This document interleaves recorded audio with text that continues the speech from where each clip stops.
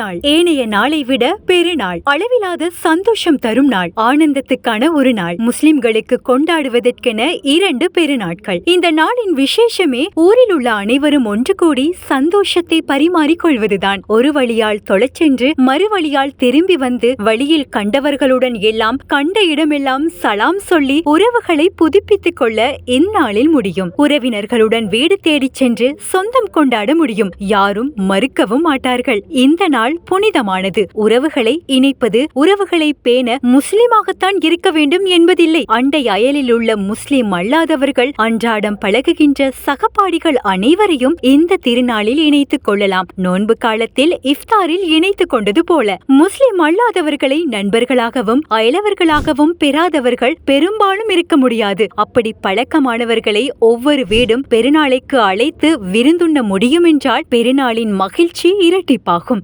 ஏனென்றால் happiness is doubled when shared. மனதில் கசடுகளை வைத்துக் கொண்டு சந்தோஷமாக இருக்க முடியாது. பழைய பகைமைகளை மறந்து விடுங்கள், மன்னித்து விடுங்கள். புதிய மனிதனாய் புதிய அத்தியாயத்தை சந்தோஷமாக இந்த நாளில் துவங்குங்கள். இந்த நாளில் யாரும் சந்தோஷிக்காமல் இருக்க முடியாது, இருக்கக்கூடாது. பெருநாளை சந்தோஷமாக கழிப்பதற்கு உதவி செய்யும் சகாத்துல் ஃபித்ரை பெருநாளைக்கு முன்னே கொடுத்து விடுங்கள். உடுப்பு வாங்கும் போது பக்கத்து வீட்டு பிள்ளைக்கும் சேர்த்து வாங்குங்கள். ஆணத்தை அதிகமாக்கி பக்கத்து வீட்டுக்கு பகிர்வது போல மனதுக்கு சந்தோஷம் தரும் களியாட்டங்களில் ஈடுபடுங்கள். எல்லை மீறாமல் பெருநாளை அனுபவியுங்கள். இது உங்களுடைய நாள். ஒரு மாதம் நோன்பிருந்து தக்வா உள்ளவராவதற்கு பெற்ற பயிற்சியை நிறைவு செய்யும் நாள். கொண்டாடுங்கள். கொண்டாட்டம் முடிந்த கையோடு பெற்றுக்கொண்ட 1 மாத கால பயிற்சியை அடுத்த 11 மாதங்களுக்கும் நடைமுறைப்படுத்த திட்டமிடுங்கள். அப்போதுதான் தக்வா உள்ளவர்கள் வெற்றி பெறுவார்கள் என்பதை உங்களால் உண்மைப்படுத்த முடியும். உறுதியுடன் அடுத்த 11 மாதங்களையும் எதிர்கொள்ளுங்கள். உங்களுக்கு